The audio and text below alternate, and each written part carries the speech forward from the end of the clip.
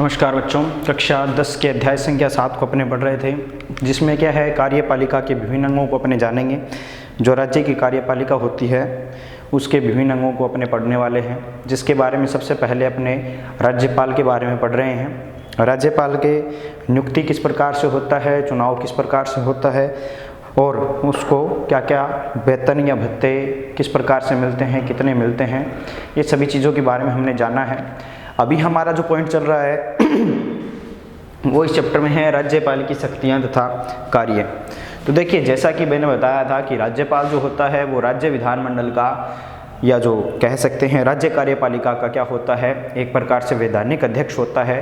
तो वैधानिक रूप से क्या है, लगभग सारी शक्तियां जो होती है वो किसके पास निहित होती है, राज्यपाल के पास निहित रहती है।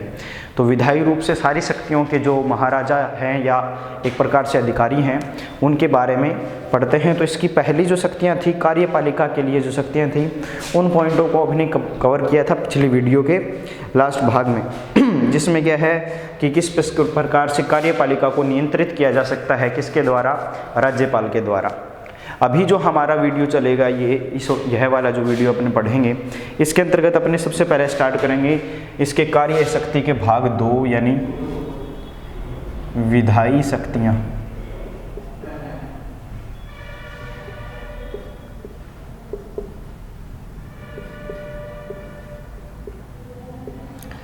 विधायी शक्तियाँ यानी वैधानिक रूप से राज्यपाल के पास कौन कौन सी शक्तियाँ रहती हैं उनके बारे में चर्चा करेंगे। तो राज्यपाल राज्य की व्यवस्थापिका का एक क्या होता है, अविभाज्य अंग होता है और विधायी क्षेत्र में उसे महत्वपूर्ण शक्तियाँ प्रदान होती हैं। वह व्यवस्थापिका का अधिवेशन बुलाता है और स्थगित करता है। यानी सबसे पहला कार्य क्या होता है उसका कि जो राज्य की व्यवस्थापिका है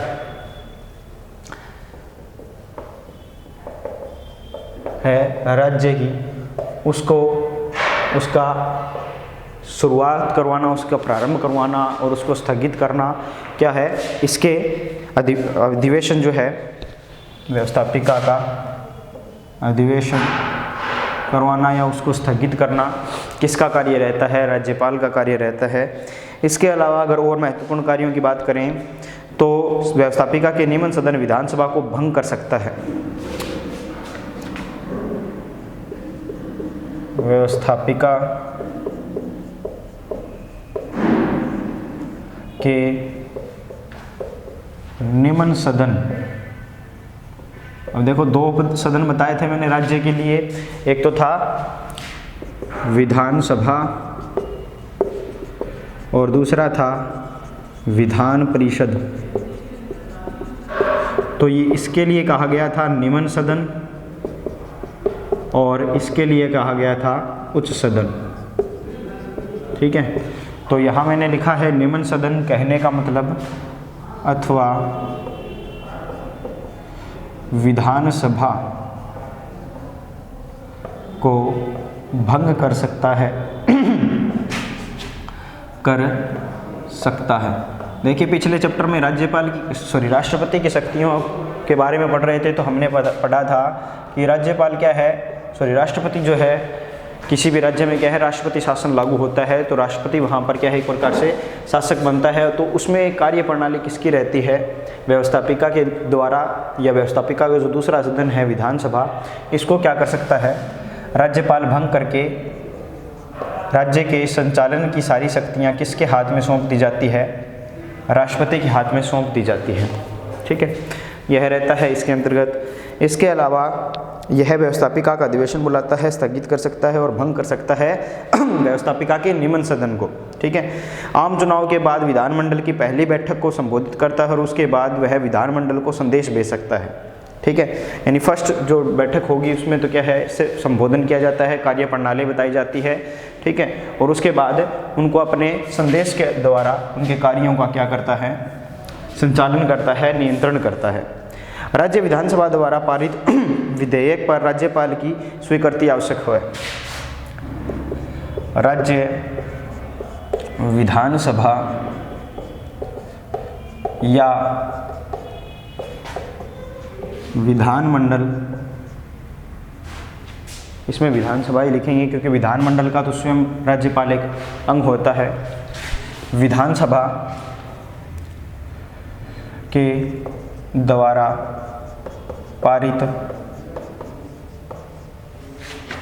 किसी भी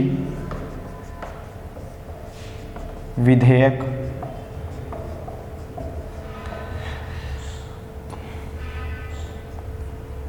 को राज्यपाल की स्वीकृति अनिवार्य होती है।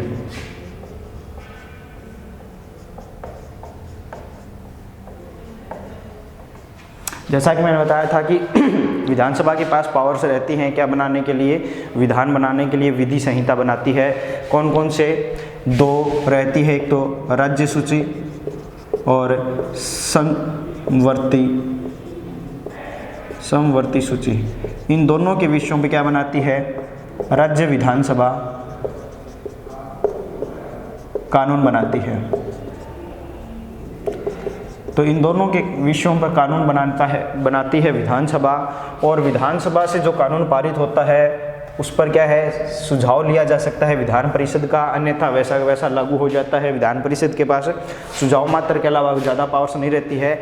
लेकिन विधानसभा से भी ज़्यादा पावर किसके पास है? वैधानिक रूप से जो अध्यक्ष माना जाता है विधानमंडल का, उसके पास है। किसके पास है? राज्यपाल। कि विधानसभा कोई भी कानून बनाएगी तो उसको क्या है? पारित होते ही विधानसभा से उस विधेयक को राज्यपाल की स्वीकृति आवश्यक होगी। ठीक है। हालांकि राज्यपाल को क्या है? उसको स्वीकृति देनी होती है विधानसभा से जो भी विधेयक पास हो जाता है तो, लेकिन वैसे क्या है? इसकी स्वीकृति या इसके सिग्नेचर की आवश्यकता रहती है, अन्यथा वह जो विधेयक पास किया गया है वह लागू नहीं होता है जब तक इनकी स्वीकृति नहीं होगी। नेक्स्ट अगर बात करें तो राज्य विधानसभा द्वारा, ये तो हो गया हमारा, यह विधेयक को अस्वीकृत कर सकता है और उसे पुनर्विचार के लिए विधानमंडल लौटा सकता है। इसके दो सब पॉइंट रहेंगे। एक तो क्या है? राज्यपाल द्वारा उस विधेयक को अस्वीकृत किया जा सकता है, स्वीकृत किया जा सकता है। और सेकंड थिंग रहेगी पुनः विचार हेतु राज्य विधानमंडल में लौटाया जा सकता है।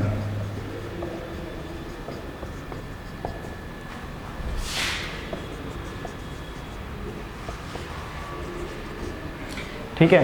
तो यह दो पॉइंट्स रहते हैं, यानी राज्यपाल के पास अधिकार रहता है कि वह किसी भी विधेयक को क्या दे सकता है? अस्वीकृति दे सकता है। उसको दोबारा से पास करवाना पड़ता है जो विधानसभा होती है उसको। ठीक है। अब उसके बाद क्या रहता है कि जब दोबारा पुनर्विचार के लिए विधानमंडल में कोई भी विधेयक को राज्यपाल के द्वारा भेज दिया जाता है तो राज्यपाल को क्या है, अगर वही विधेयक विधानमंडल दोबारा से पास करके भेज देती है, जैसे मान लीजिए विधेयक था विधेयक ए, इस विधेयक ए को किसने पास कर दिया? पहले पारित कहाँ हो गया? ये विधानसभा में पारित हो गया, यानी लेजिस्लेटिव असेंबली में यह पास होके आ गया। अब विधेयक लेजिस्लेटिव असेंबली से पास हो गया, लेकिन जो गवर्नर है, राज्यपाल है, उसने क्या है, इसको स्वीकार नहीं किया, दोबारा से भेज दिया। कहाँ? लेजिस्लेटिव असेंबली भेज दिया इस कानून को।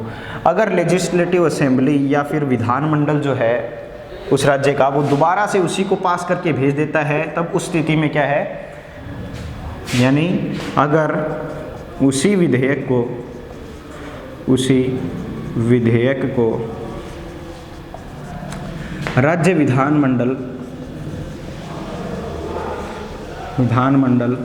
पुनः पारित करके भेज दे, पुनः पारित करके भेज देवे, तो राज्यपाल को स्वीकृति देनी होगी। यानी राज्यपाल के पास अधिकार क्या रहता है कि वो एक बार के लिए स्वीकार करके किसी भी विधेयक को दोबारा विधानमंडल में पहुंचा सकता है। अगर वही विधानमंडल दोबारा से उसी विधेयक को वैसा का वैसा पारित करती है तो राज्यपाल के पास कोई ऑप्शन नहीं रहता है, राज्यपाल को वह विधेयक उसी रूप में क्या करना पड़ता है, स्वीकृत करना पड़ता है, स्वीकृति देनी पड़ती है। कुछ विधेयकों को वह राष्ट्रपति के विचार के लिए रक्षित रह सकता है। इसमें जो नेक्स्ट रहेगी कि राज्यपाल के पास अगर ऐसी स्थिति भी हो जाती है तो एक और अधिकार रहता है, जिनमें क्या है, कुछ विशेष विधेयक होते हैं। कुछ विधेयकों को राज्यपाल राष्ट्रपति की विशेष स्वीकृति के लिए, राष्ट्रपति के विचार के लिए या विशेष स्वीकृति राष्ट्रपति के विचार हेतु कुछ समय तक क्या है, रोक के रख सकता है या विचार हेतु रक्षित कर सकता है।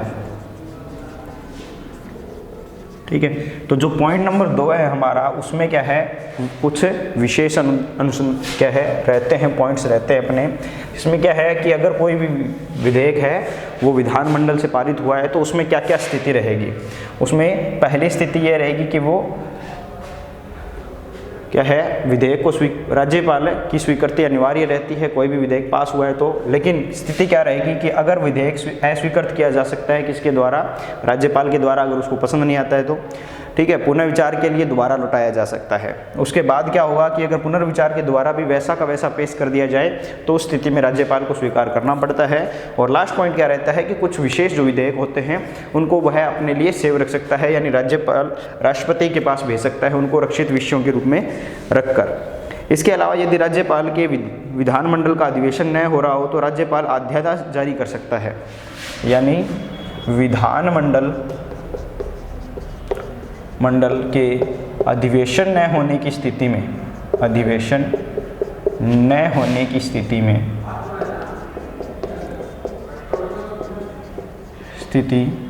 में राज्यपाल अध्यादेश जारी कर सकता है,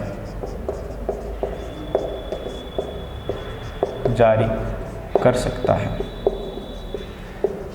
कहने का से यह है कि अगर विधानमंडल की मीटिंग्स नहीं हो रही हैं, बैठ के नहीं हो रही है, वहाँ विधानमंडल में कार्य नहीं हो रहा है सुचारू रूप से किसी कारणवश, तो राज्यपाल के पास यह अधिकार रहता है कि वह अपने राज्य के लिए अध्यादेश जारी करे। यानी एक प्रकार का शॉर्ट टर्म कानून होता है जिसके अनुसार राज्य की उन गतिविधियों को संचालित किया जा सकता है जिनको विधानमंडल द्वारा संचालित किया जाना था।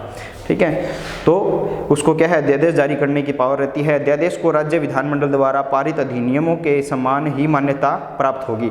यानी जो विधानमंडल कोई भी कानून बनाती है, विधेयक बनाती है, उसको पारित करती है, पास करती है, उसको उसी प्रकार से क्या है, इस अध्यादेश को की भी जो इम्पोर्टेंस रहेगी, वो अनिवार्यता जो रहेगी वो उसके बराबर रहेगी। ठीक है, लेकिन इसमें क्या होता है कि यह अध्यादेश विधानमंडल की बैठक आरंभ होने के 6 सप्ताह के बाद तक लागू रहेगा। ठीक है, अगर विधानमंडल की बैठक दोबारा से शुरू हो चुकी है, विधानमंडल की बैठक शुरू होने के 6 सप्ताह तक वह अध्यादेश जारी रहेगा, यानी उसके बाद 6 सप्ताह तक अगर उस पर पुनर्विचार नहीं किया जाता है, दोबारा से उस पर क्या है कानून नहीं बनाया जाता है, तो यह 6 सप्ताह के बाद ऑटोमेटिकली इसको हटना होगा या हटा दिया जाता है। यदि 6 सप्ताह पूर्व ही विधानमंडल इस अध्यादेश को अस्वीकृत कर दे तो उस अध्यादेश को उसी समय समाप्त माना जाएगा।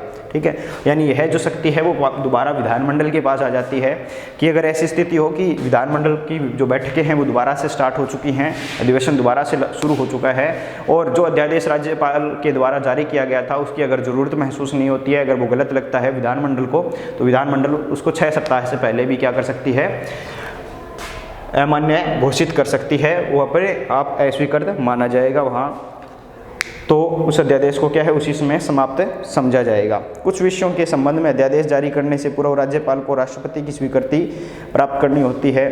जैसे राज्यपाल विधान परिषद को 1/6 सदस्यों को ऐसे लोगों में से नामजद करता है जिनमें साहित्य, कला, विज्ञान, सहकारिता आंदोलन या समाज सेवा के क्षेत्र में विशेष या व्यवहारिक ज्ञान हो। यानी कहने का मतलब है इस पावर के तहत राज्यपाल जो है, राज्यपाल विधान परिषद के 1/6 सदस्यों को मनोनीत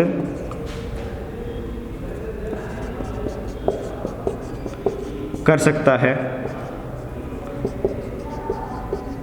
लेकिन वो जो 1/6 सदस्य होते हैं उनके पास क्या है, कुछ विशेष प्रतिभा होनी चाहिए, चाहे साहित्य में, खेल कूद में, विज्ञान या कला साहित्य में, ठीक है, या फिर जो जन आंदोलन है या सेवा है, समाज सेवा, उसके अंतर्गत महत्वपूर्ण पदाधिकारी या महत्वपूर्ण व्यक्ति होने चाहिए वो।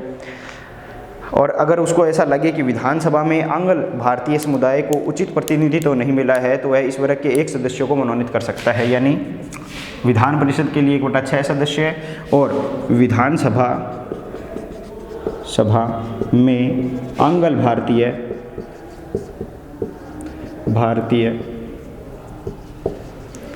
सदस्य, आंग्ल भारतीय एक सदस्य को मनोनीत कर सकता है। प्रत्येक राज्य में यह एक आंग्ल भारतीय सदस्य को मनोनीत कर सकता है, अगर उसको ऐसा लगता है कि आंग्ल भारतीय समुदाय के लोगों की संख्या विधानसभा में कम है तो, ठीक है। तो यह सारी पावर्स रहती है राज्यपाल की, जिसके तहत जो पहली चीज़ तो थी कि वह व्यवस्थापिका का अधिवेशन बुलाता है या उसकी समाप्ति की घोषणा उसके द्वारा की जाती है, उसके द्वारा नियंत्रित किया जाता है व्यवस्थापिका और कार्यपालिका को। दोबारा से बता देता हूँ, व्यवस्थापिका और उसके निम्न रूप यानी कार्यपालिका को राज्यपाल द्वारा नियंत्रित किया जाता है।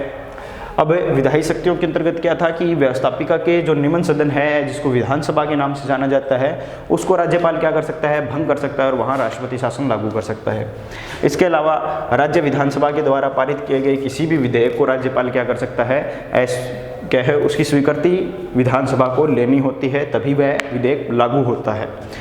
उस स्थिति में क्या रहता है, कुछ सब पॉइंट्स हैं हमारे, जिनमें क्या है, राज्यपाल उस विधेयक को अस्वीकृत कर सकता है, उसके पास यह पावर रहती है, या फिर पुनर्विचार के लिए यानी दोबारा उसको सोचे समझे और दोबारा से क्या है, बहुमत द्वारा उसको दोबारा से पारित करके भेजे, ऐसा भी वह उपाय या सुझाव दे सकता है विधानसभा को।